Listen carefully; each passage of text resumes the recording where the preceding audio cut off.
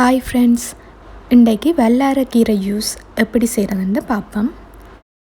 அதுக்கு வெள்ளரை கீரையை நல்லா கழுவி எடுத்து வச்சுருக்கிறேன். கொஞ்சம் தண்டோடு சேர்த்து எடுத்துருக்கிறேன்.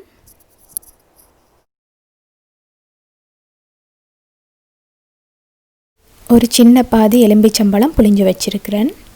இனி எப்படி செய்கிறதுன்னு பார்ப்போம்.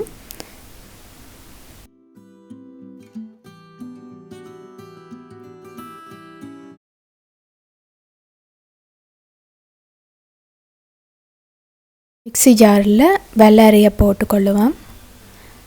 எலும்பிச்சம்புளியையும் சேர்த்துக்கொள்ளுவோம்.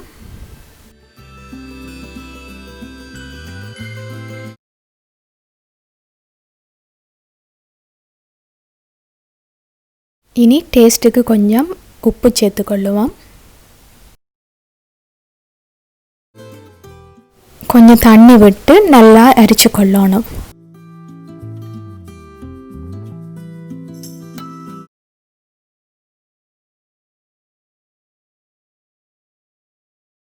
இப்போ நல்லா அரைச்சாச்சு.